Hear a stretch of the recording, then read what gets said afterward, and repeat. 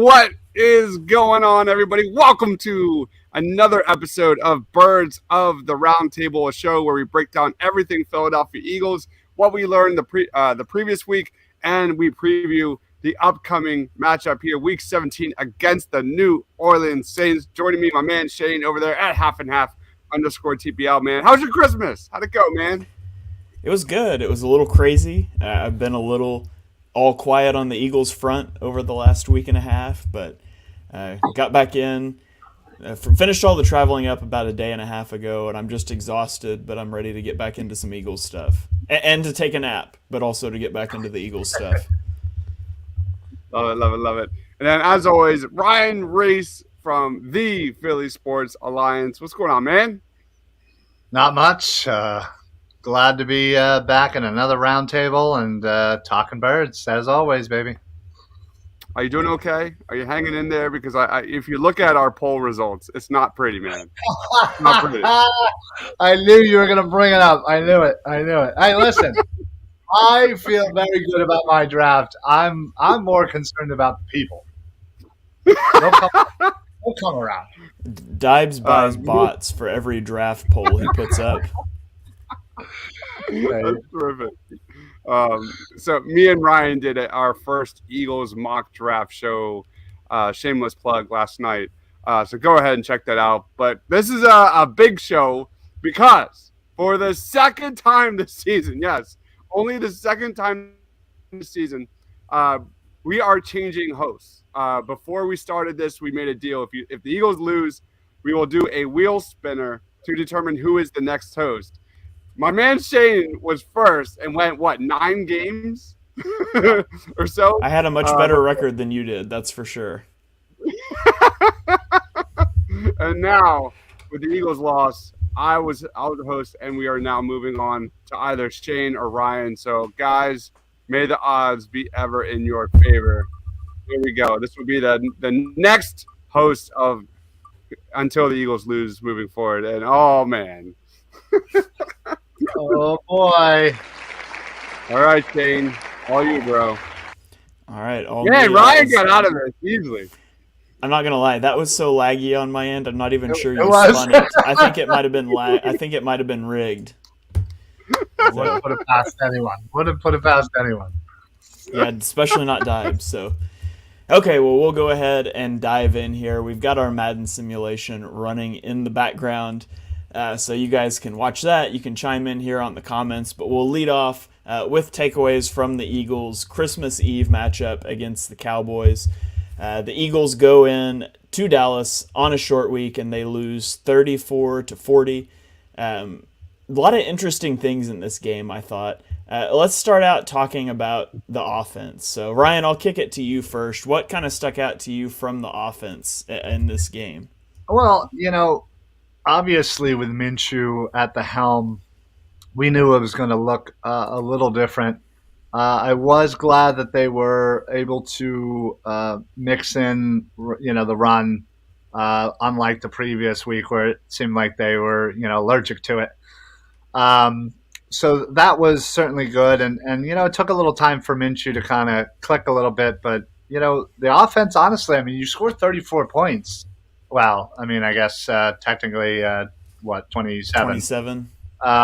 That's still a pretty good day in any game. So overall, I was pretty happy with the way that the team adjusted around Minshew. There were a couple of bad points, bad throws. Quez Watkins seems to be allergic to fighting for the ball. Which certainly led to that. Definitely that one interception. But yeah, all in all, I can't be too mad at a team that put up 27 points against a supposed really good defense. Yeah. The offense never punted.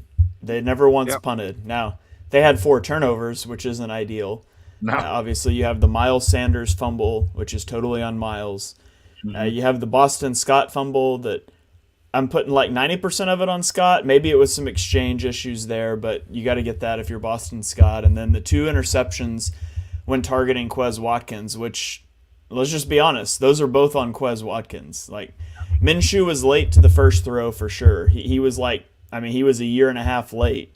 But if a defender comes over slash around you and gets an interception, that's on you. And I think I descended into a portion of like rage tweeting that I've never done before when that second Quez Watkins interception happened.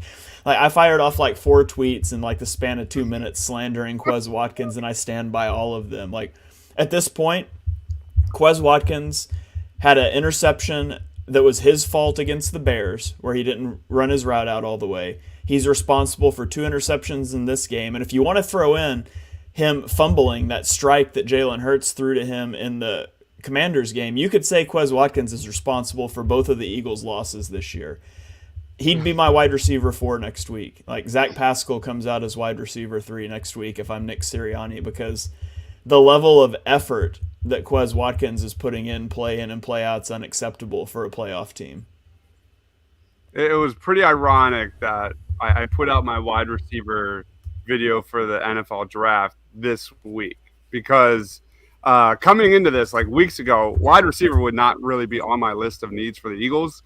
But you look at that back end, like round 2, round 3, round 4, there are some speedster slot receivers in this upcoming draft that definitely had me thinking a little bit. It'd be kind of nice. Josh Downs, Zay Flowers. Me and Ryan talked about that last night. But I agree, man. Like, the turnovers, 4 turnovers, man. We talked about Miles Sanders so positively so many times throughout this year. You look he didn't have a fumble the first 13 games. He's now got 2 the past 2 weeks. I don't think he got on the field after that fumble. After that fumble, like, they were done with him. And you look at kind of how, the Eagles have lost this year. In both the games, they turned the ball over 4 times. 7 of their 17 turnovers have come last 2 weeks. And in the 4 games the Eagles have turned the ball over 2 or more times, we're 2-2, but both of those wins have come by a combined 6 points. The good news is the Saints, which we'll talk about, are among the worst at forcing turnovers. They just have 11. The bad news is the last 3 weeks, they've kind of gotten their shit together. And they've done a pretty bang-up job on their end. But, like you said, Shane, the Eagles offense never punted. I do still think if Jalen Hurts is on that football field, especially in short yardage situations, red zone situations, like the Cowboys have no answer for this Eagles offense. You look at kind of the Eagles offensive line, they did not allow any sacks to Parsons. They only gave up 6 pressures on 30 pass blocking snaps. Lane Johnson, when he was on the field, and Jason Kelsey went the whole game without allowing a single pressure. Like, I was good with the offense, personally. Yeah, you mentioned the turnovers. I tweeted this out earlier. In the Eagles' 2 losses, they've had 4 turnovers per game. In the wins, they've had 0.7 turnovers per game. And then you look at third down conversions allowed. In the 2 losses, they've allowed 57% third down conversion rate.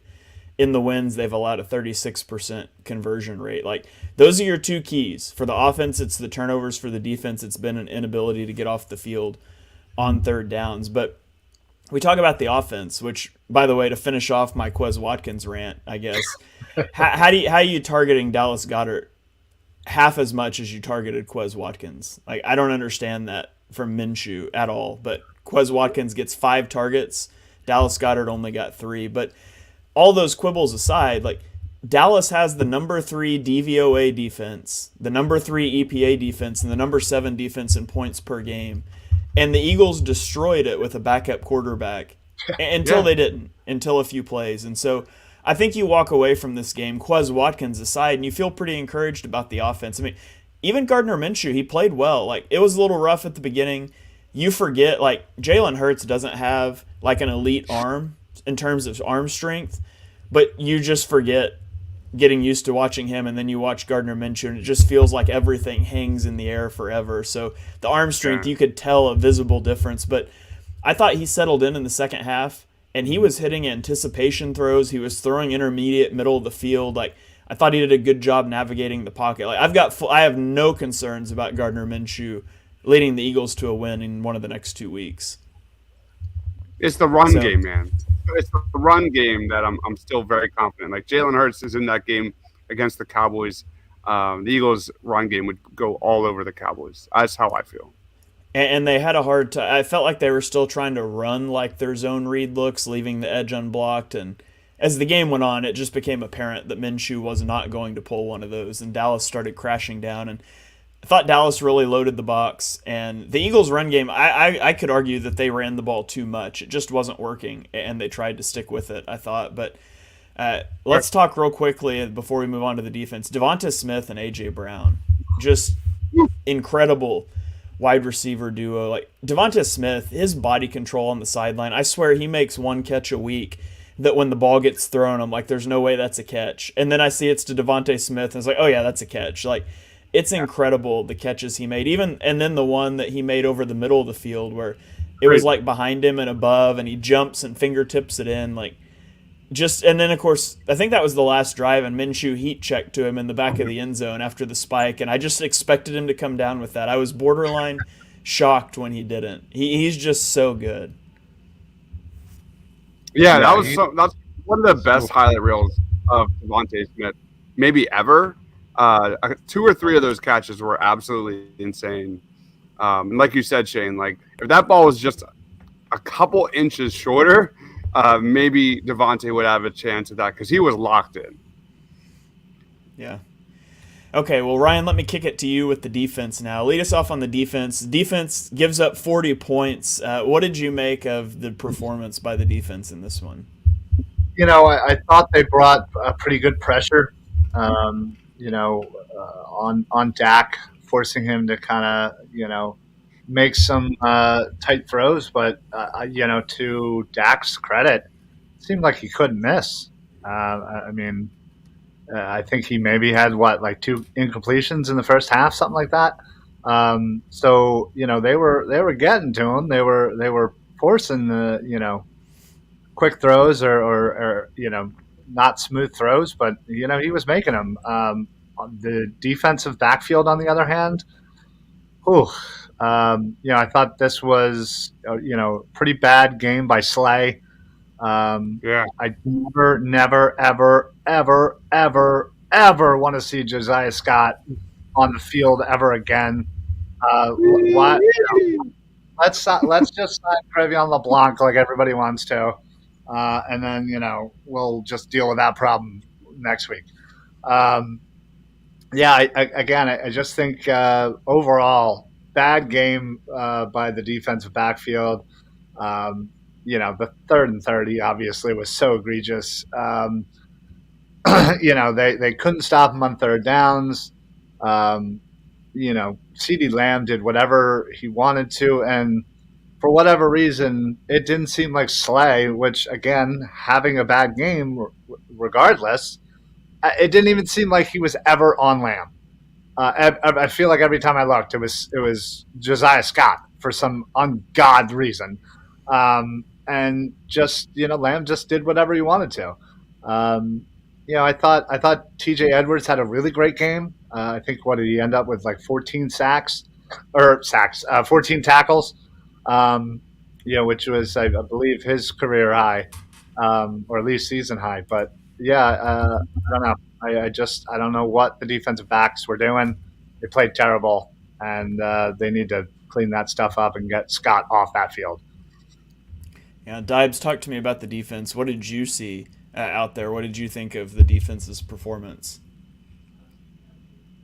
Ryan nailed it. The only real concern I have is because they call me crazy, but I'm not concerned about the Cowboys' loss. Like if you take out the Lane Johnson injury, the Avonte Maddox injury, I'm good. I'm good right now. And Ryan and I talked about this before. This game was all about staying healthy, staying healthy, and staying healthy. Which we did. The way it did not happen. And the only real concern I have is Darius Slay. I mean, CeeDee Lamb just torched his ass. 10 of 11. He caught 10 of 11 targets, 120 yards, 2 touchdowns. He had a 151.7 passer rating when targeted. Darius Slay, man, where you at? Well, Hopefully he just kind of took the week off. Go ahead, Ryan. no, I was going to say I'd love to see the stats of CD Lamb, his stats versus Slay, Yeah. because like I said, you're watching the game, you're trying to pay attention to key points, but obviously sometimes you're just kind of in the game. But yeah, I just felt like every time there was an important play to be had, Scott was on Lamb. So I'd really like to see how many times Slay lined up versus Lamb when targeted, and what those stats are. They're probably not great, but Per PFF, Darius Slay was targeted in coverage of Lamb one time, and it was one reception for Ah, 5 yards. no way. Yep. That's the stat of the night. I did not know that. That's great. that stat alone is telling. Like, why is it one? Why is it like? Hey, listen, maybe. You say targeted, right? So maybe Slay kind of did his job when he was on him, but still, it just seemed like I didn't see that matchup that often, um, and that should have been, regardless of whether your game plan is, you needed to adjust that because Lamb was going off, and they just didn't adjust to that. And like I said, Slay didn't have a great game at all, but I would much rather trust Slay on Lamb than Josiah Scott on a UPS driver. I'm Yeah. definitely gonna make that video tomorrow. I have no school tomorrow, so I'm definitely gonna make a CD Lamb versus Eagles video. I wanted to kind of look into that a little further. Um, but yeah, like at the end of the day, man, like I'm okay. I'm okay right now. I was really impressed with Josh Sweat. The Eagles pass rush was getting home when they needed to. There were a couple just crazy plays that just got away from them, like a couple of bounces differently with some fumbles and things like that. Like the conversation, the narrative probably changes significantly in favor of the Eagles.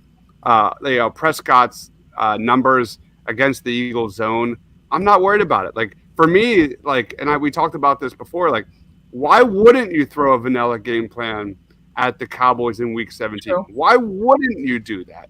Given the percentage, given the odds that you're going to be going up against this team later on, man. Like, save those disguises, save those defensive looks for a more meaningful game. So I'm not going crazy over the Eagles defense, which ultimately cost them.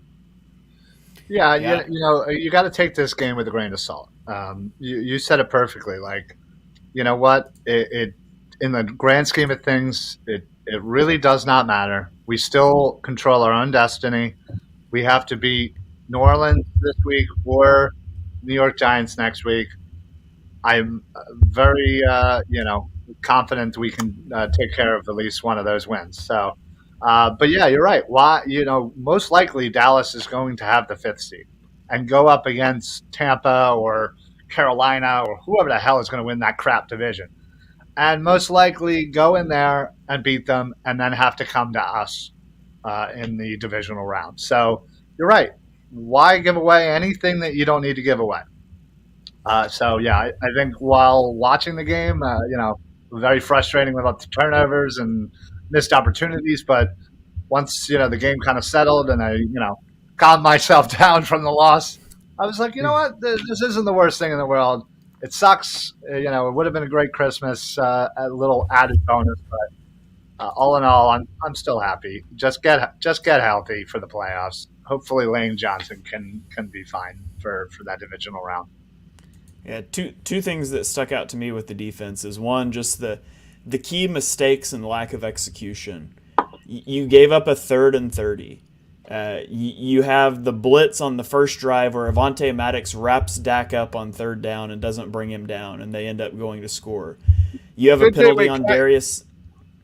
Shane, did you think the whistle should have been blown on that play?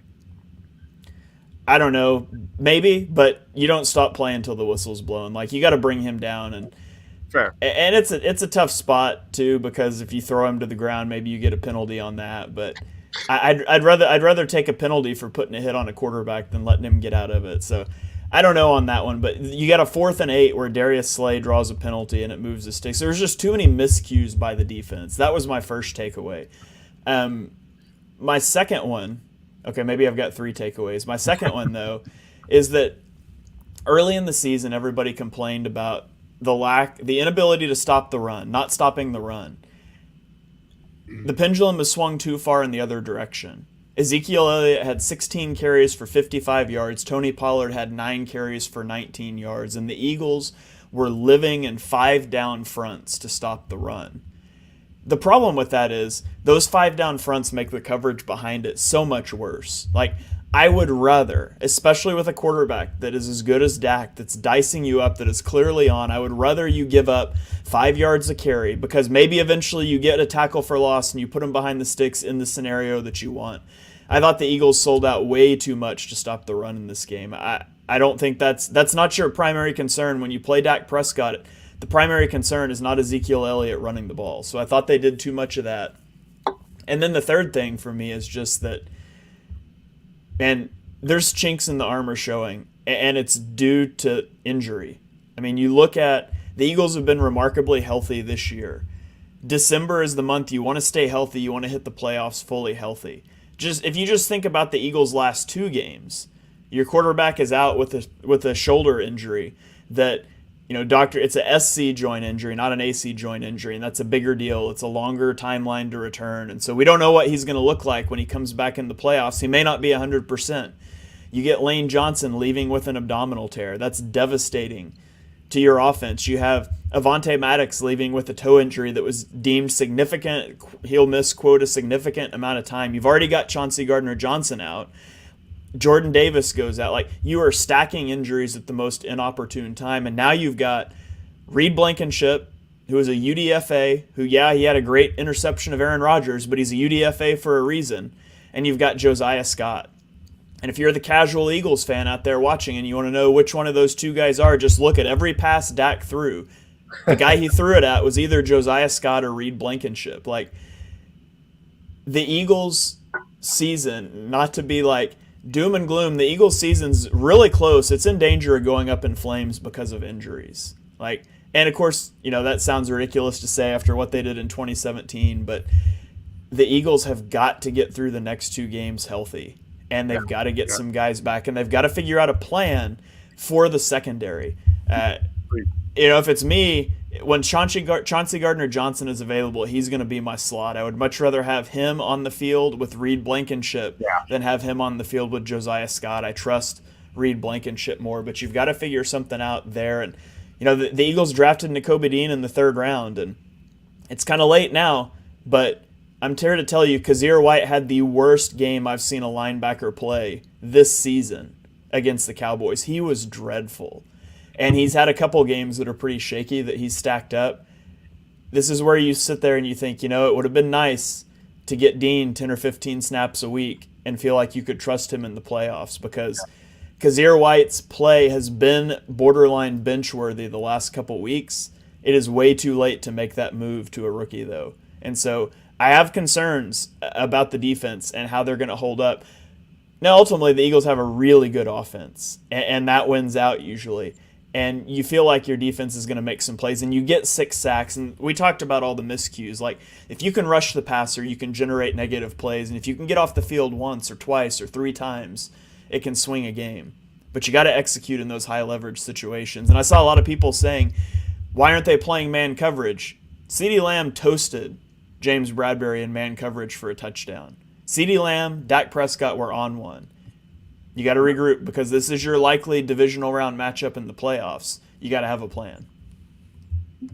What's frustrating about that is, like, when Kaiser White went out for literally, a quarter and a half in that one game, and Kobe Dean comes in. I know a lot of that was garbage time. The dude had, he led the team in tackles, I'm pretty sure. And he was just all over the place, holes and flying around the football field, and just give the kid a chance. Why not? Well, I mean, listen, you had these last 2 games, and obviously you need to win this New Orleans game for multiple reasons: draft pick and obviously clinching the #1 seed. But hopefully you can get Dean some playing time in this game. Kind of,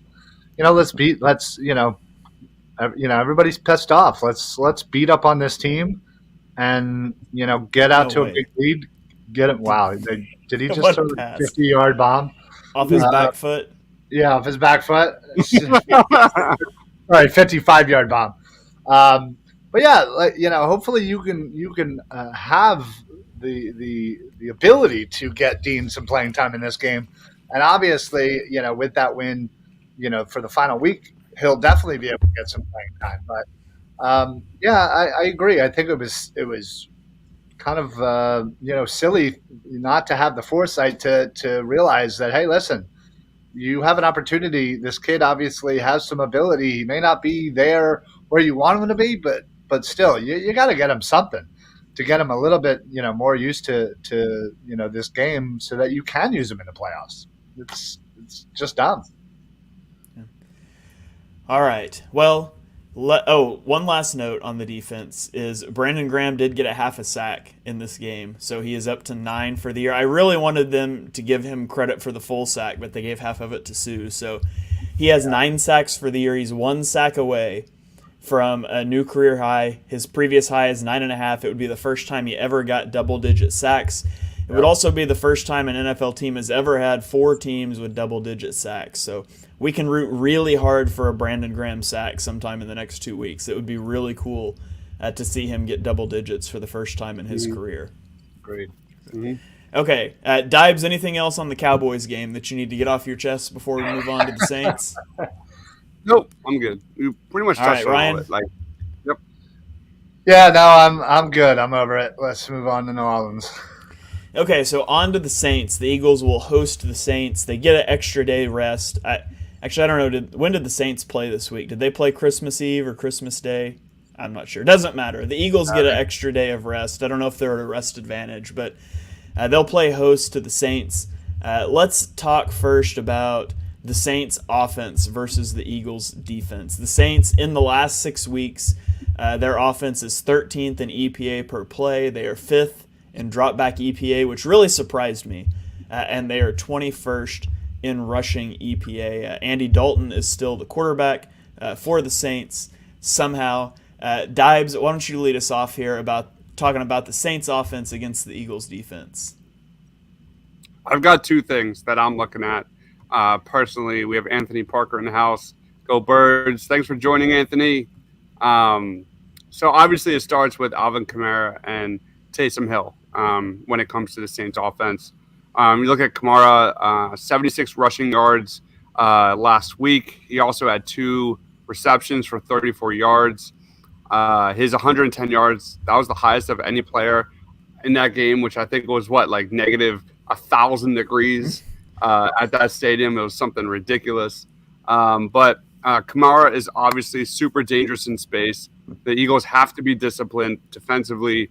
Taysom Hill didn't get a lot of carries in that game against Cleveland from the jump, but he finished with 9 carries for 56 yards and a touchdown. The Saints offense, man, they haven't hit 4 yards per carry in each of their previous 8 games going into Cleveland. And it's also really important to note that the Saints O-line has been playing really well lately. They played pretty well against the elements against Cleveland. And I think a big key for the Eagles is slowing down Taysom Hill. They have to get this guy off the field because the New Orleans Saints are 14-1 when Taysom Hill gets at least 7 carries in a game. 14-1. So that's paramount, absolutely paramount for the Eagles to start fast and take out the Saints rushing attack. Next up, obviously I touched on a little bit, but the Saints offensive line. Dalton only had, 15 passes, but Cleveland did not record a sack, did not record a single quarterback hit. Myles Garrett only had 3 tackles on last week, week 16. Trevor Penning, a guy that is absolutely massive. I think he's 6'8". The dude has a mean streak. The dude I remember during the preseason and things like that, he was starting fights with everybody during that training camp. It was awesome. I think he almost got kicked out at one point. Right, good. He's nasty. He's nasty.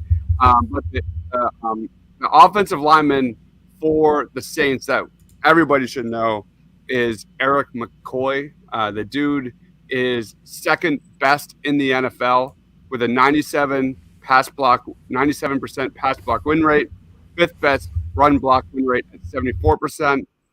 So that guy's a center, really, really talented player. So this Saints team, they're getting takeaways defensively, offensively. They're limiting turnovers. I think they only had 2 turnovers in that win against Cleveland. So they're kind of playing clean football. And you look at the Eagles side offensively, they're not. So this Saints offense has been kind of playing relatively good football lately. Yeah, I swear. If Taysom Hill throws a touchdown pass in this game, I'm going to lose my mind. Because Taysom Hill should not be an NFL player. And it drives me crazy, I swear. And it's going to happen, and I'm going to rage about it. So, yeah, you mentioned their O-line. They've got a really good pair of tackles, James Hurst and Ryan Ramczyk. They've been rotating in Trevor Penning as well.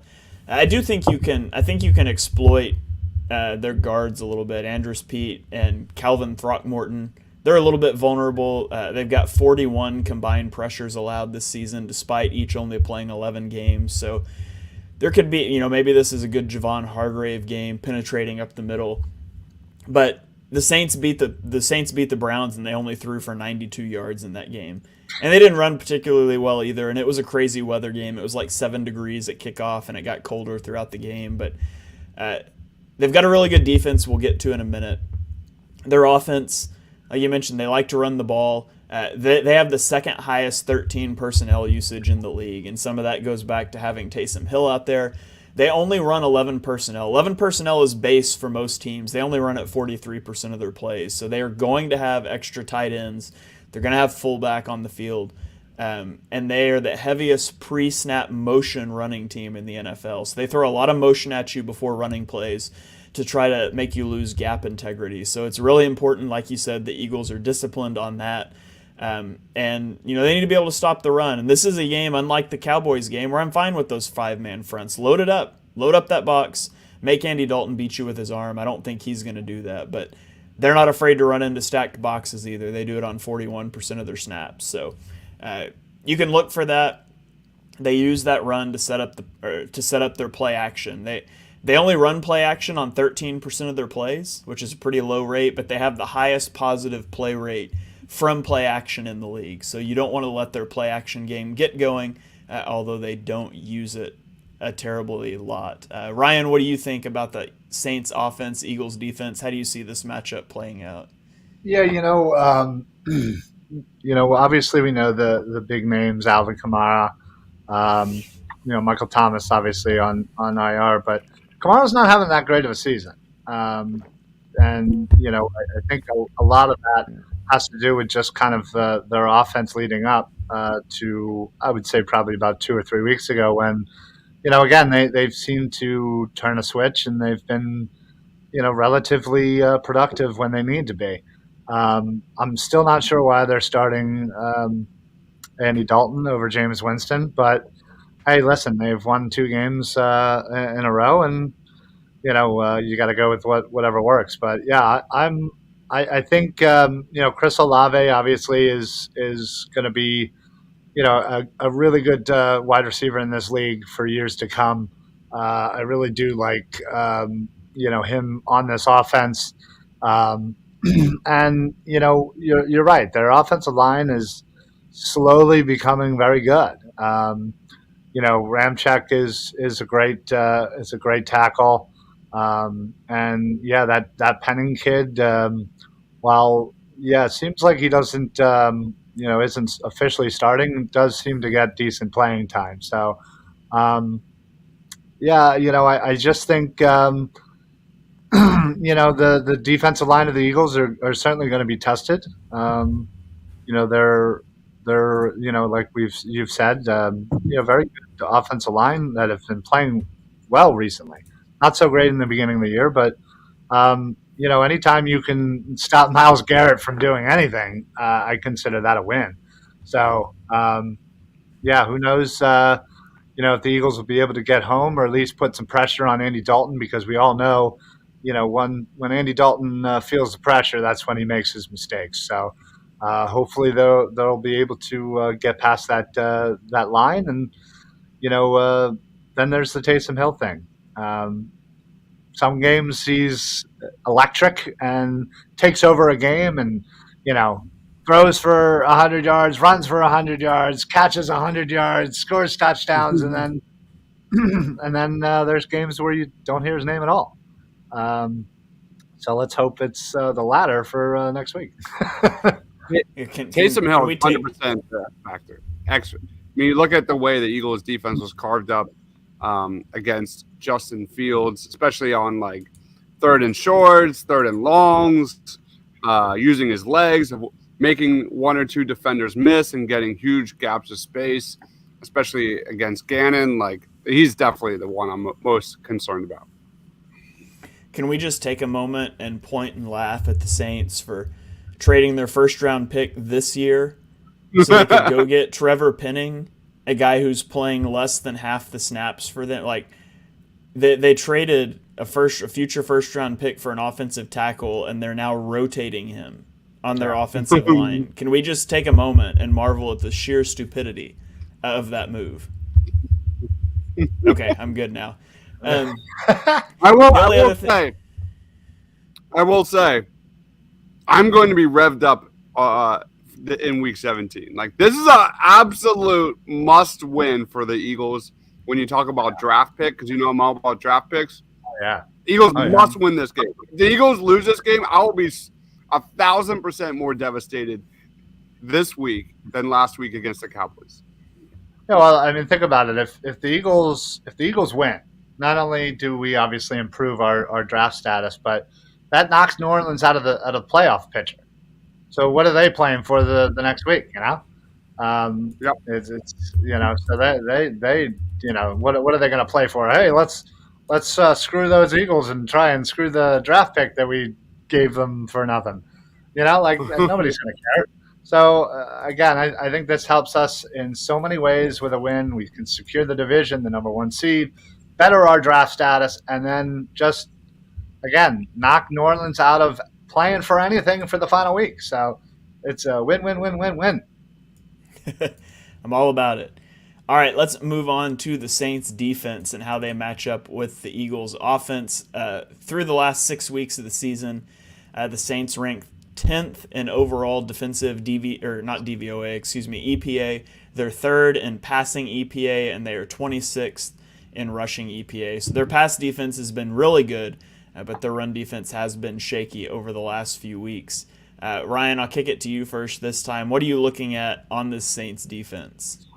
Well, I really do like the Saints defense. I think they have playmakers at every level. You have somebody like Vet and Cameron Jordan that just it seems like he just defies all logic when it comes to age. He's been around this league for a long time and is still very, very productive. You also have somebody like Demario Davis again. Somebody that's been in this league for a while, but just continues just to make plays. And their defensive backfield is really good. With Tyrann Mathieu, Marcus May, is Lattimore? Is he still hurt or he's good? I can't remember. I think it's still up in the air. Up in the air, like okay. Well, if Marshawn Lattimore is out there again, he is such a playmaker. And then their nickel is really good as well, and Bradley Roby. So they have playmakers all over the place, and don't they also have Chris Harris too? Anyway, yeah. So I've always liked this defense. I think they get after it, and with the injuries to Lane. Potentially going up against Cameron Jordan with Driscoll, I'm certainly going to be looking for that matchup. to see, what Driscoll can handle. Again, if Hurts is really going to be in this game, I'm definitely, going to be looking at that matchup because, we want to keep him as clean as possible. I mean, we want to get it. Basically, we're trying to get in and get out of this game. Yeah. If Hurts is out there, get in, get out. Don't do anything. Rest up for 2 weeks. Rest the giant. Rest the wild card. Get that shoulder 100% as much as possible. So personally, I would start Minshew. Just listen. Hurts isn't playing. There's no way. You don't think he's playing at all? There's not even a chance. I don't think so. I think there's no chance he plays. I hope you're right. All the stuff they said, all the stuff that doctors have come out and said about that SC joint injury now, like that's the same injury.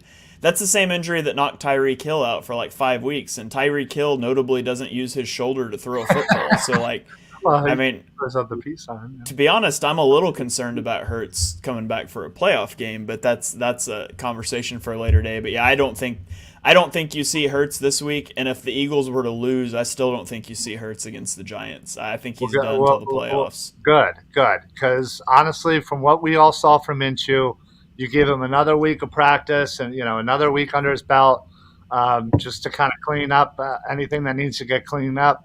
Honestly, I'm confident with Minshew to win this game against this New Orleans team. So I hope you're right. I hope we don't see Hurts at all. But either way, still that Driscoll versus Cam Jordan matchup is going to be one that I am absolutely going to be paying attention to, because not only do we want to make sure that when Hurts is in there that he's upright, but God forbid Lane doesn't make it back from the divisional round. Mm-hmm. We're really going to need Driscoll to really up his game over the next couple of weeks. And what a good test in Cameron Jordan. So let's see how he holds up, and hopefully we can gain a little confidence in his ability to replace Lane. Yeah. All right, Dibes, what about you? What are your thoughts on the Saints defense? I've got 3 underrated guys I want to talk about.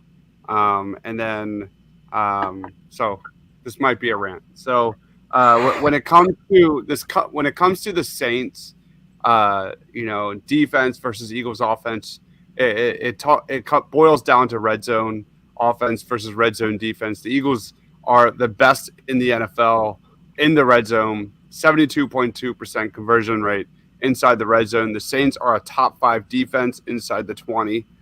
They only hold opposing offenses to a touchdown on just 48.8%. So there's that. So that's going to be huge. If the Eagles are able to kind of get home, get a touchdown in the red zone, they should be in very good shape for an easy win. But if the Saints are able to kind of, force field goals and things like that and kind of hang around, who knows? Who knows what could happen? This is the NFL. So my matchups to watch, I've got 3 players here. This is a Saints defense that has been coming together in recent weeks. They've held opponents to scoring outputs of 10, 18, 17, and 13 over the last 4 games. They haven't allowed another team to score more than 20 points since the Ravens back in November 7th. And I think a lot of that has to do with like Caden Ellis. He's a linebacker for the Saints, not unlike when we saw TJ Edwards kind of come in last year and kind of make a huge difference to the Eagles defense in 2021. But Ellis had a huge game holding Nick Chubb and Kareem Hunt on the ground last week. He had 7 tackles. He had 1 for loss. He took over as a starter in week 10 for Pete Warner. So Caden Ellis is a guy that, we should definitely keep an eye out for. He's got 5.5 sacks, which is second best on the Saints. So that is definitely a dude to keep an eye out for. Carl Granderson, we talk about Cam Jordan, but Carl Granderson's a guy that rotates a lot. He doesn't start, but he had a huge game last week against the Browns, a sack, 2 stops for loss, 3 pressures. He was all over Deshaun Watson.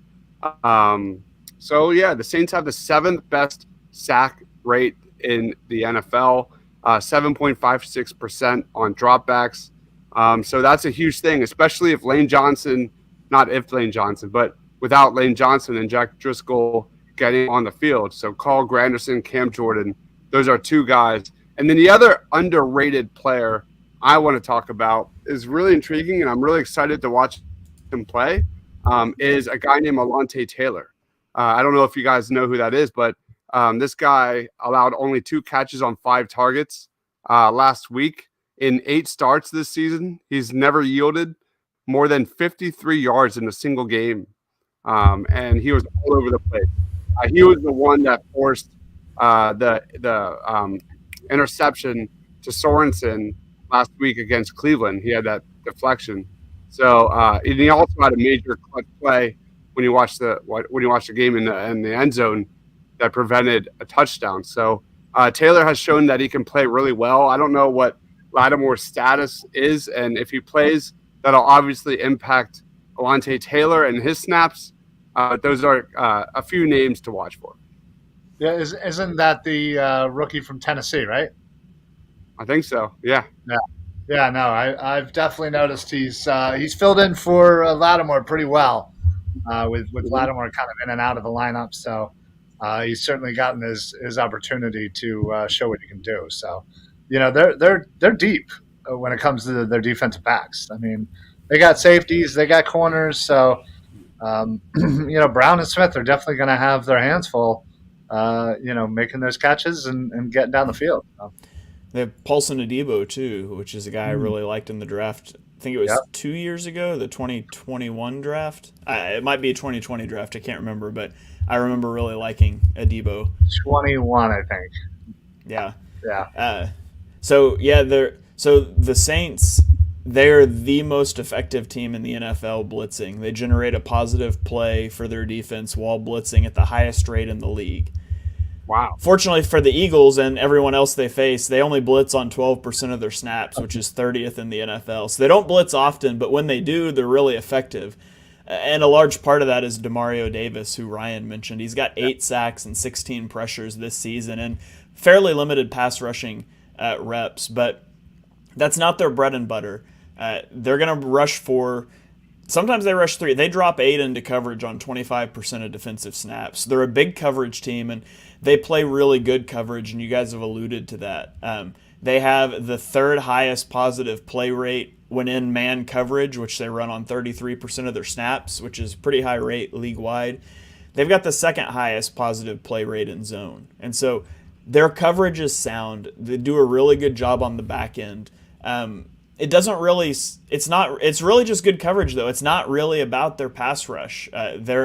They rank 32nd. They're last in the NFL in team pass rush win rate at 29%, and 31st is 33%. So they're 10% worse than the second to worst team. They're 26th in run stop win rate. Like, this is a game you can win in the trenches, and it's a game the Eagles are going to need to win in the trenches. I don't think you want Gardner Minshew dropping back 40 times against this defense. You need to be able to establish the run. And that's going to be tricky for the Eagles because the threat of the QB run's not there, and most of their run game is predicated on that. And what's not is predicated on Lane Johnson and Jason Kelce getting out in space, and now Lane Johnson's out. And so the Eagles are going to have to find some answers in the running game. Fortunately, Jeff Stoutland's incredible, and he's their offensive line coach / run game coordinator. And so I feel confident that they'll be able to do that. But it is something that is worth keeping an eye on. Like you guys mentioned, especially Jack Driscoll stepping in. He's looked fine at right tackle before. He's going to have a full week here. He knows he's the guy. He's not getting thrown in the middle of the game. So that's got to be one of the biggest matchups to watch for me, is just how he's able to perform if the Eagles are able to get a run game going without the threat of Gardner Minshew taking off to run. All right, well, let's get down to score predictions. What, do we do player of the game too? I don't even remember. Player of the game, score predictions.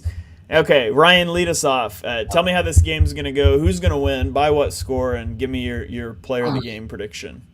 I'm going to go. I'm going to go with Dallas Goedert. I think he got eased in last week, and I think it's full throttle now.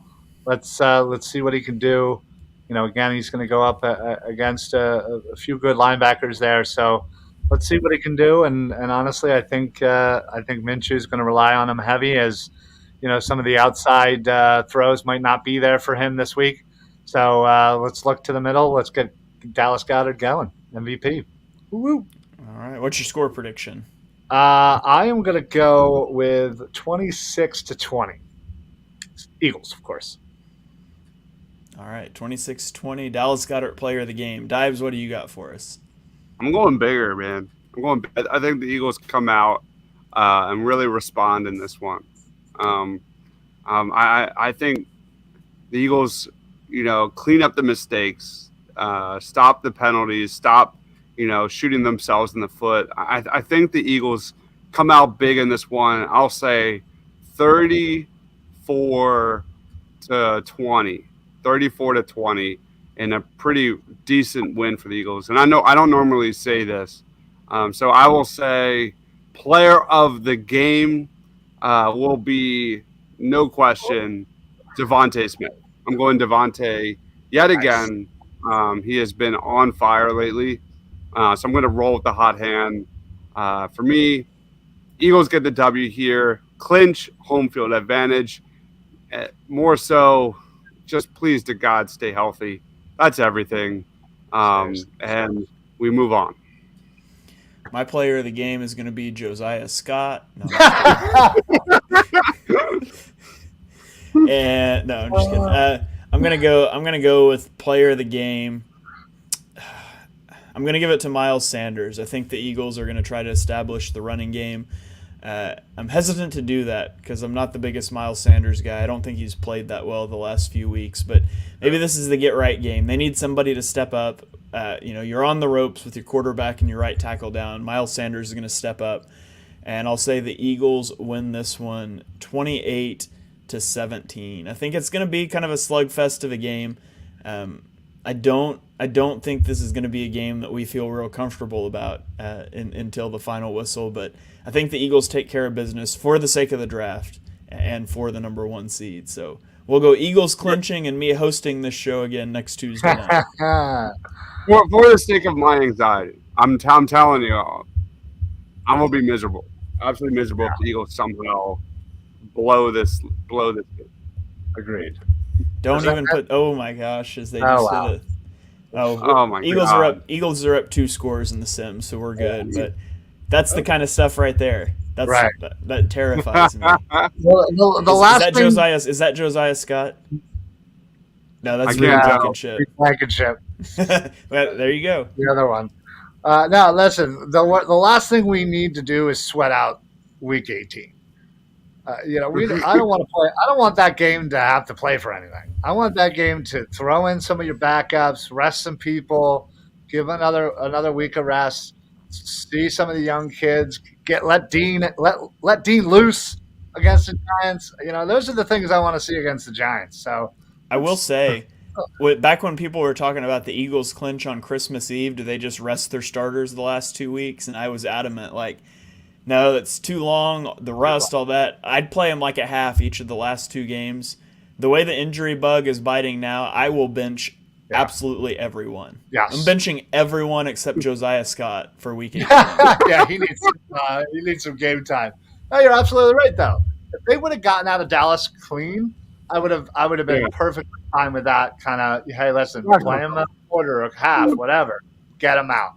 Get the win. Don't worry about it. Like whatever.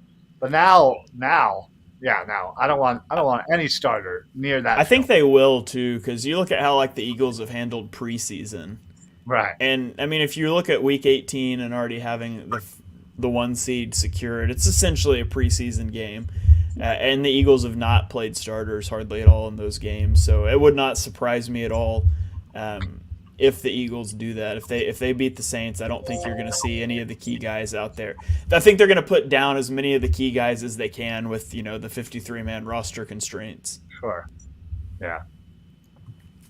Yep. All right. Well, that is going to about wrap it up here. We all predict an Eagles victory. Madden predicts an Eagles victory, and we all know Madden is super realistic. So realistic. We'll, as the Eagles line up to kneel it down here, my favorite formation, we got victory formation. we will throw it out here. Ryan, you got any final thoughts for us, or plug your stuff? The floor is yours, my friend. Yeah, listen. I think when we were all talking. Well, there I am. We were all talking preseason. I don't think we expected to be in this position. I constantly remind myself of that. Is that we're already ahead of where we thought we were. So I'm not one of those like, oh well, we're better than we expected. Whatever happens happens. But I'm already satisfied with the way this team and the direction that we're going in. So I obviously want to just continue that, get as healthy as possible. Let's just blow the doors off the Saints. Let's go into halftime up like 20 points, and let's coast the rest of the way. Get out of there injury free, and then that way we have 2 weeks to kind of just get everybody as healthy as possible for the divisional round, and let's take care of Dallas or whatever NFC South trash that has to come up to the Lincoln Financial Field. So, as far as what I got going, just the normal Philly Sports Alliance stuff. Make sure you follow us on all social media, Facebook. Put on those automatic notifications so that when we go live, will know about it right away. So not only do you get our shows on the Philly Sports Alliance, but you get all of the Painted Line shows as well as they stream there live throughout the week. But yeah, follow us on YouTube, Twitter, right down there. And make sure you guys are all following these two as they put out some great information, great videos, great tweets. We got the world famous Shane Half right now. He's blowing up. So if you're not on board, I don't know what you're doing. So I'm doing this thing right because I've been as a preseason futures holder of Doug Peterson Coach of the Year, and now the Jags are in first place in their division, and I've been tweeting out gushing about Doug Peterson. I've started having a bunch of Jags fans following me. So you might be going overboard tweeting about somebody, a different team, when a bunch of their fans start following you. I think there's a contingent of Twitter that thinks I'm a Jaguars person right now, but it's really all about Doug Peterson. Well, hey, listen, you're obviously doing it right. Maybe I should start tweeting about other teams. Jeez, man. Apparently all the Eagles fans already know, they've already we've seen this guy. Bringing some other fan bases in. That's how I'm going to have to grow. There you go. That's one way to do it. There you go. Maybe I'll start doing franchises in other cities, I'll do Chicago Sports Alliance and Chicago Sports, yeah. Chicago Sports CSA. Chi-Town Sports Alliance. Let's go. All right, Dives, what do you got going on? Any final thoughts? Plug your stuff. What do you got going on this week? Ryan crushed it, man. For the love of God, just stay healthy. Give this Saints team and Ernie Shaver right to the face. Knock them out. Move on, and let's roll on to New York and hopefully stay healthy moving forward. Outside of that, I'm pretty much been 100%, 110% focused on the NFL draft. I've covered pretty much almost every single position in the draft outside of center, interior offensive line, and tackles. And during the show, I was literally working on my tackle video. So I dropped my wide receiver video this afternoon. So my top 10 wide receivers, really strong group. I think there's a lot of slot guys, but there are definitely some guys that should be on the Eagles' radar for sure. However, there's definitely other positions that are a lot more deep and probably should go in that direction, which that's a different show. Me and Ryan did a Party on Braun episode yesterday where we did a 3-round Eagles mock. Go check that out. Really great content. We'll go vote for your favorite dueling mock. And it's not looking good, Ryan. I'm sorry. It's like 300 votes, and it's like on my. I know. I'm done. Like 525. Yeah. I'm gonna go online, and I'm gonna go mobilize Jaguar Nation to vote for Ryan. Come on, Jags fans, help me out. Woo! Ryan had a really good draft. It's just people. I think I took more. I took names that people know more. Oh, absolutely, 100%. But I still loved your draft too. I mean, honestly, I think we both hit it out of the park. We both got everything we need. Christian Gonzalez is terrific. Great size, great athleticism. People don't know who that guy is yet, and they will. Trust me, they will. And then Gervon Dexter out of Florida is just a massive dude. He's got versatility. He needs to build up his lower body, increase that strength there. But can you imagine having like Jordan Davis and Gervon Dexter, 6'5", 6'6" guys rotating nonstop? Gervon Dexter can play nose tackle. He can play in a 4-3. He can rush the passer. He can do a lot of stuff. And he was kind of hindered a little bit on Florida because they had nobody on that defensive line, very inexperienced defensive line. So it was basically him. We will be announcing our new co-host for Party on Broad next week. So that'll be really fun. Again, just expect a ton of NFL draft content. That's where I'll be. that's where my hat will be for the next foreseeable future. Expect a ton of draft guests, bringing in guys to kind of just talk about the biggest questions. Like, is Bijan Robinson the number one running back prospect in the country, or is it Jahmyr Gibbs? Would you take Bijan Robinson top 15 in this draft?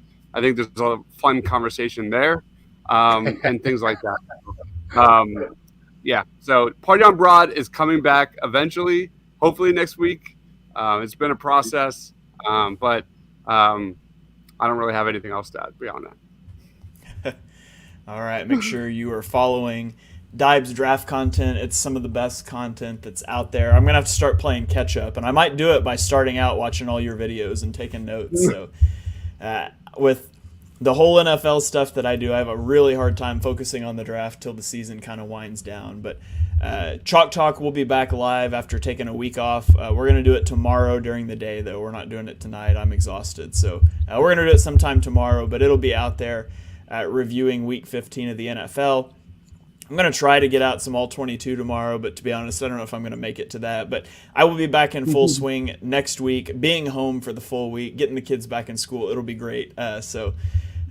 You can check out my YouTube at Shane Half NFL. I'm on Twitter at @halfandhalf_TPL. I tweet things. Jaguars fans like them. You can go hang out with the Jags fans on my timeline, and it's all a Doug Peterson party. So, vote for me and vote for Ryan. So we always like to hand Dives losses in the polls. Absolutely. So thank you everyone. By the way, hold on. I will be keeping score this year because it's December. And we've already done a mock draft. Like, I'm pretty sure we're at least a month or two ahead of where we were last year. Easily. I will be keeping a scoreboard of what it looks like.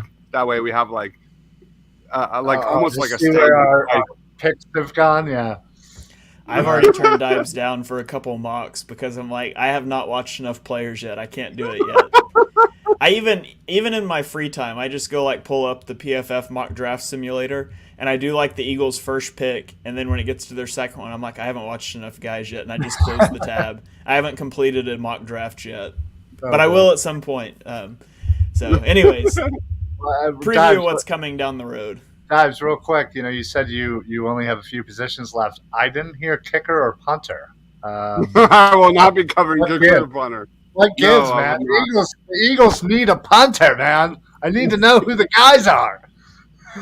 But I'm not gonna lie. These videos take probably all week to put together. They're from the graphics, from the highlights to the just me talking about guys. I suck at that. From the edits, it takes so much time to put together. But yeah, I'm trying to get it done probably by mid-January. If I can get everything done by mid-January, then it'll be the dueling mocks, but then I'm going to double down on doing shorter, not just interviews with other guys, but like shorter videos, like just real quick hitters, like things I think, favorite day 2 prospects, favorite sleepers, things like that. There's going to be a shit ton of videos like that. Love it. Love it. All right, so make sure you're following Dives, make sure you're following Ryan, make sure you're following me. We're all on YouTube, all the different places. We'll have a ton of draft content coming your way after we close the book on the Eagles Super Bowl win, hopefully. So thank you all for joining us for this episode of Birds of the Roundtable. Hopefully I'm your last host for the year and we don't have to switch again because of the loss. That is everyone's hope except for mine because, you know, that 5? Don't really want to be in the host chair every week, but I I will sacrifice myself for the sake of an Eagles Super Bowl. Eagles, you can send me a ring. I'll send you my size. So thank you, everybody, for joining us here. We will catch you guys next Tuesday night, going live at 8 Eastern to celebrate an Eagles victory over the Saints, clinching the 1 seed, knocking the Saints out of the playoff. It is truly going to be a party on this show next week as we get ready to face off against the Giants. So until then, we'll catch you guys next time.